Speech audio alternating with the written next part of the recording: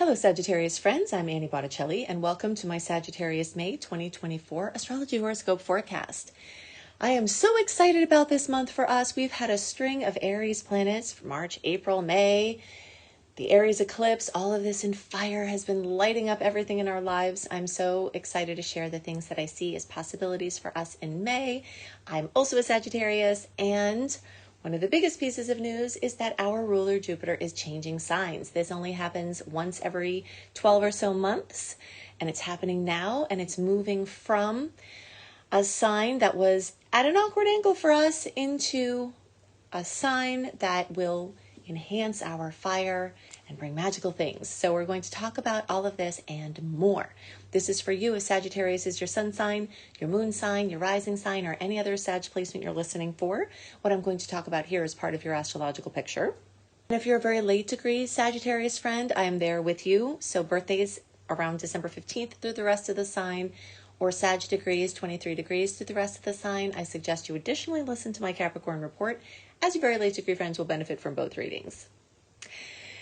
Okay, so we have so many things to discuss, things I mentioned before, and also a full moon in our sign. So excited. Okay, so let's just get right to it. The first thing that I want to talk about has to do with this fire frenzy. Continuous fire frenzy. We've been having a lot of short and long-term Aries planets. This is fantastic news for Sag because any transits through fellow fire sign makes the most wonderful aspect in all of astrology called the trine. For us, that means every planet that's in the sign, which is Aries, Hygeia, transiting North Node, Mercury, which also did a retrograde there, Chiron, Eris, which has been there forever, will be there for a long time. But still, we've got short and long-term planets in this beautiful configuration, including now, as of this month, Mars.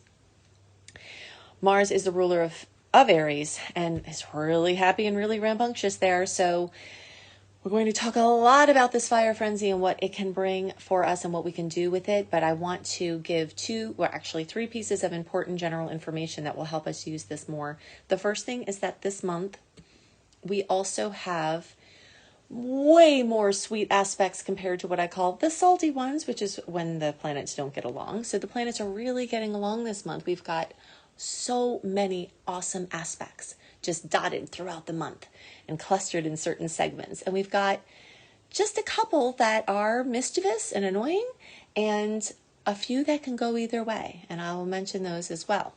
But really an overall very positive, very robust, very active and action-oriented month.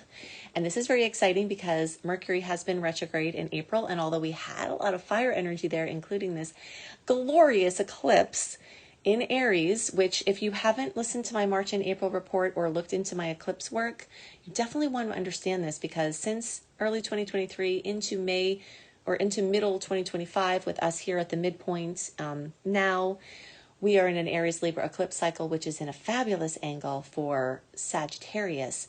So if you go to anniehelpsyou.com/eclipses, you can see more about that because even though they happened in March and April, the storylines from them will continue. They'll start to fall more into the backdrop at the end of May into June, but still here in May, they're very, very ripe, very, very relevant, and you will want to understand those more. And we can't get into it now because we've got too much to talk about, but if you go to anniehelpsyou.com/eclipses, I will tell you which videos to watch for each sign to get up to speed with what those storylines are. But suffice to say for our purposes here, really great aspects, really new things coming in, autonomy awakening, relationships changing. Hopefully this has been vital change and positive change, even if there was some mischief on the way.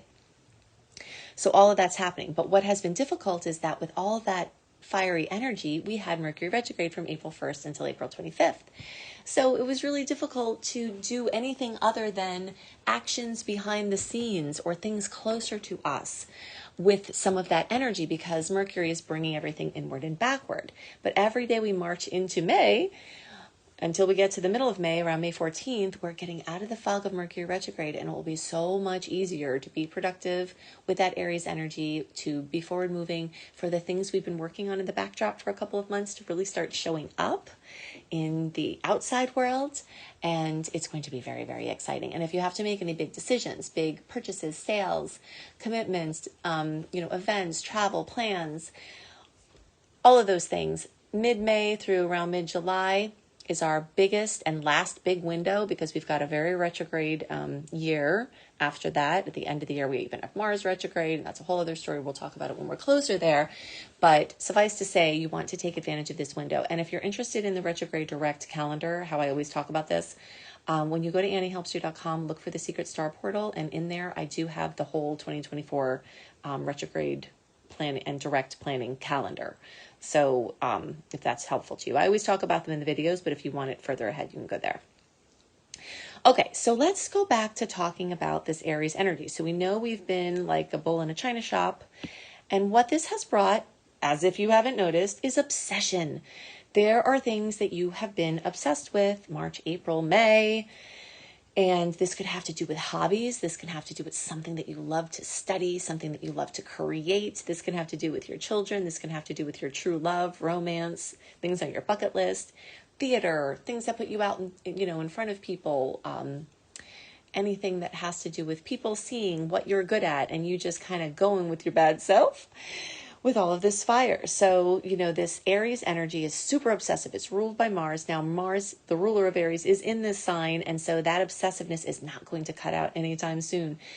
You can be very productive with this. If you're listening to this early in April and Mercury's in retrograde still, you can be super productive with this. Just remember to try to avoid making big decisions that are life-changing, that are kind of permanent, and just kind of guide into things that you can do in the backdrop, guide into things that will build towards something that you're going to make a decision about, because you'll have more of that kind of commitment energy in May, especially towards the middle of May, where you can kind of see more further ahead, and things that were kind of a little bit foggy that you weren't sure about, things will start to get clarity, and the information from the eclipses will start to gel more, where all of the pieces that you need to make the decisions will start to roll in. Whereas if you tried to make a decision that was very final in April, every day you're getting new news that could counteract what it is that you're trying to do. So now in May, we have all this energy, inspiration, motivation, excitement, zestiness, boldness, innovation, all of this energy, expansion, amplification, initiation,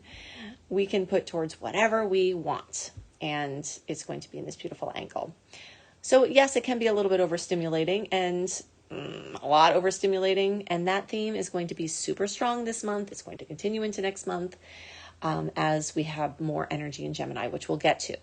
But yeah, overstimulation is going to be the key. So take care of yourself to help yourself not crash and burn.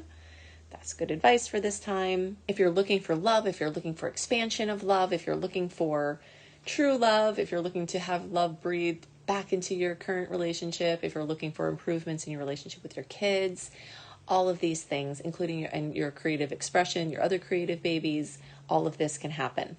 Some other great things that we can see from this stellium of Aries in this fifth house of Leo, in this 120-degree angle, can have to do with a surge of creative energy. So you can really start to initiate new artistic ventures that lead to the rediscovery of dormant talents or the discovery of new talents. This can also lead to romantic adventures, this rekindling the spark in existing relationships, passionate pursuits, and a lot of confidence in the arena of love.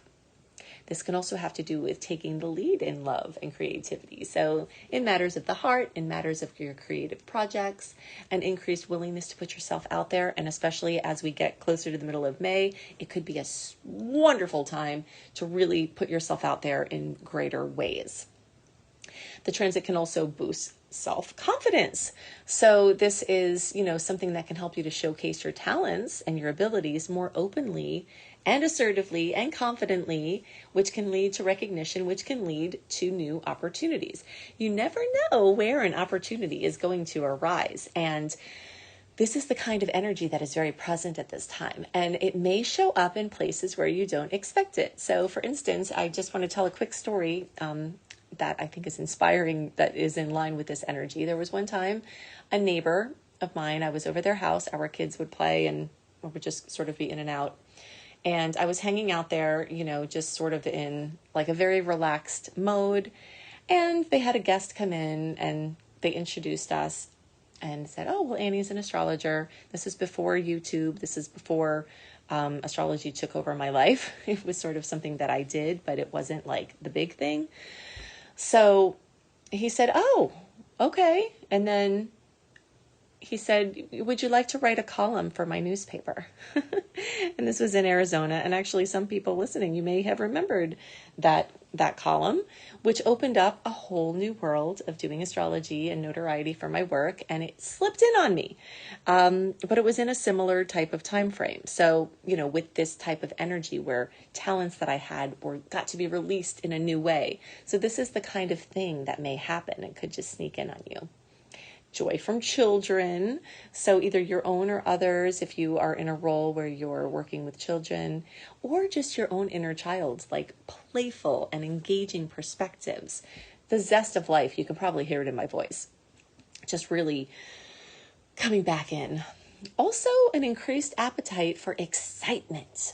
So, this is a time where if you're bored, you will break out of this rut. There is no doubt that even though we have a lot of Taurus energy too, which we will talk about next, this Aries energy will dominate, and the Taurus energy is super transitional, switching into Gemini, which is then going to be so crazy expansive. So yeah, this is definitely increasing your need for something different, your need for spontaneity.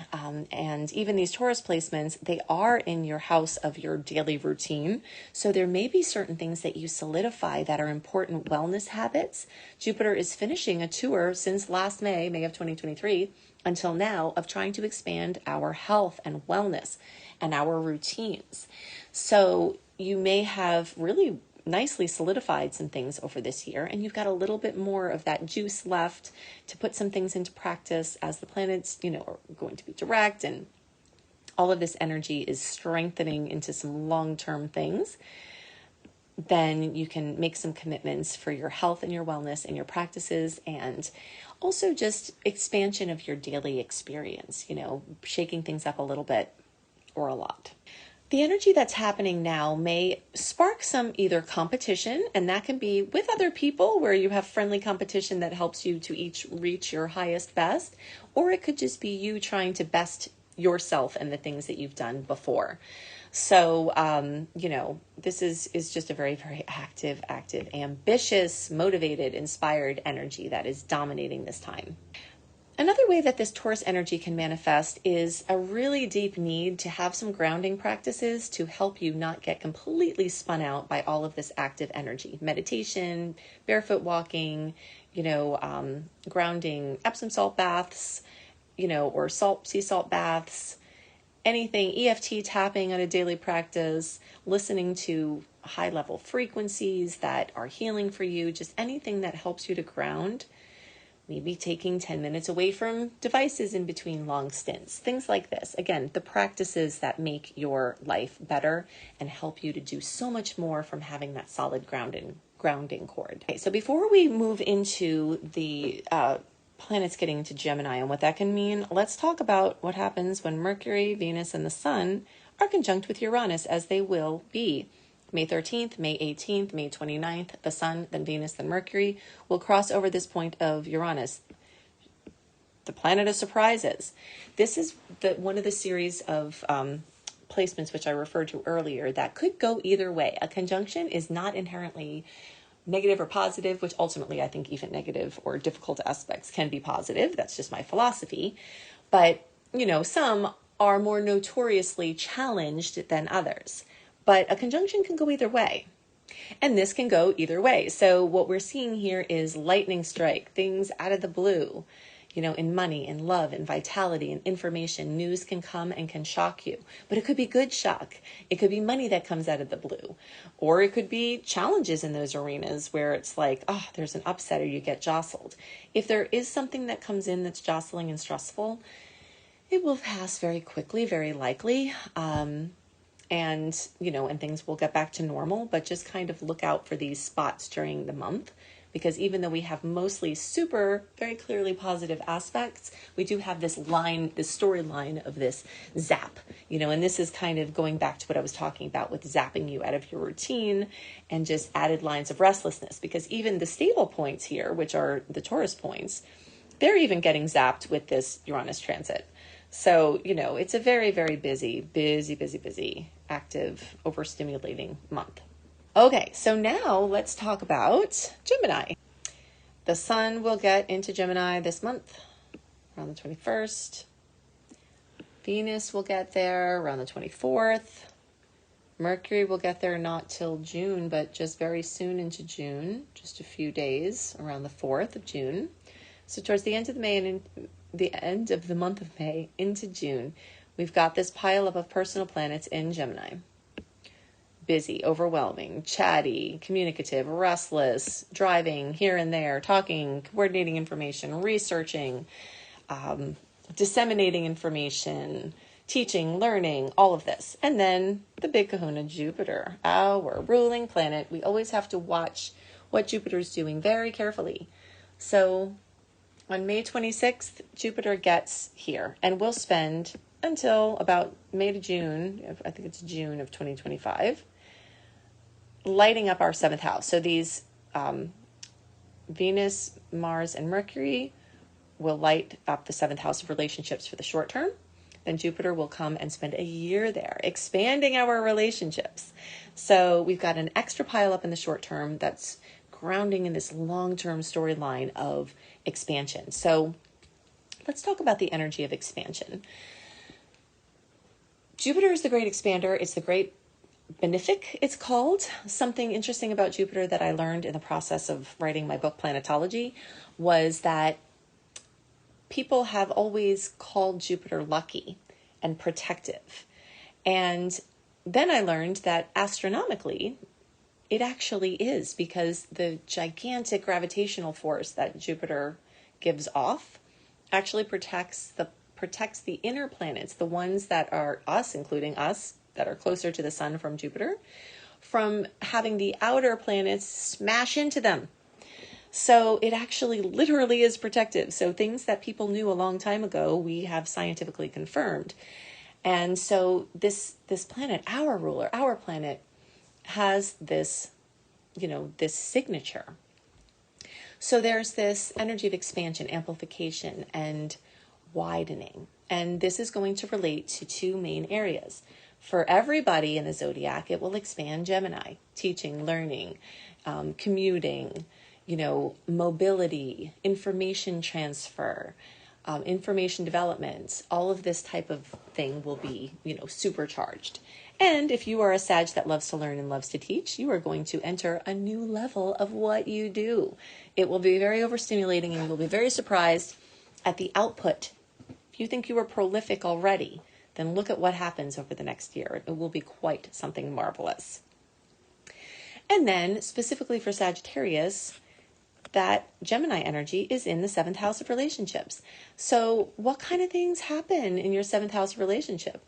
Support, protection, expansion, and additive. Okay, so think about the energy of something being additive. So let's say you're looking for your perfect partner. Jupiter can add your partner. Let's say you already have your partner. Jupiter can add an engagement or moving in together. Jupiter can add a child. Jupiter can add a marriage. So if you're already married, Jupiter can add more excitement, more work together, or time together, or projects together, or getting on the same page together. So whatever you have already, Jupiter can add to this. This can be a renaissance of experience in your relationship, and not just romantic ones. This can add to your clients or your customers. If you're trying to build a business and you're trying to launch a business mid-May, June, fantastic. This will set a new 12-year cycle of building your clients. If you're starting something new, this is an amazing time. And I will tell you, the days around the 22nd, 23rd, there are some extra good energy. Not only do we have Jupiter and Taurus making a sextile to Neptune and Pisces, which is the biggest aspect of this month, we also have a series of other sweet aspects at that time, and something very, very important to us, which is the full moon in Sagittarius, May 21st. full moon at 3 degrees of Sag. So if you've got to lock something in along the lines of this Jupiterian expansion, this relationship expansion, this building process, that could be amazing. You're completely out of the web of the Mercury retrograde, and you've got all of this goodness, fruition, completion. This can also be a time of, embarking on a learning journey or a self-discovery journey or planning your next big adventure or, having something really, really big happen. Now, everybody in the Sag spectrum can benefit from this full moon in the days around the 21st. But those of you who are early degree placements or who have any Sagittarius degrees near 3 degrees, you will get the biggest kiss. So these are our Scorpitarius friends, 20th, 21st of November, 22nd, 23rd, 24th, 25th, 26th, 27th, 28th, those days around there, 29th even. And the closer to around the 24th or so, the bigger you'll get a kiss from this full moon, but no one will be left out of it, and it's fully available for everybody to enjoy and use. As you can tell, I'm super bonkers over the top excited about this time for us, and hopefully it will manifest amazing things for all of us. So I've given you some dates that are relevant this month. If you love more dates and want to know the aspects and how they may manifest, then definitely sign up for my free VIP community at anniehelpsyou.com. Just put your name and email address there. And then when you're in the, you'll get the welcome letter. Then you click on the archives and you can put whatever month you're looking for and it will be there.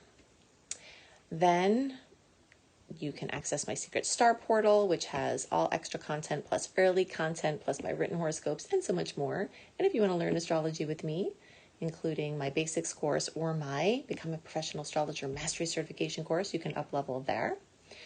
You can go to anniehelpsyou.com/eclipses to understand the eclipse rhythm that's at play. Even when we're not in eclipse season, you can see what storylines are happening for the years of each eclipse story. And for my easy access player, go to anniehelpsyou.com/astrology, and whatever is current, this is constantly updating. So my podcast playlist will be there. My video playlist will be there. And if there's any videos that need timestamp, it will be somewhere there. If you're on YouTube, make sure you click the bell because that will be how you get my notifications right into your inbox. If you're subscribed but you didn't click the bell, then you might not be hearing from me, but if you click the bell, then you can. And you can always look in the notes underneath the podcast or the notes underneath the video by clicking the little more button underneath the video title and then clicking more again to reveal the notes. So I hope you have a wonderful month, and I'll see you next month. Bye.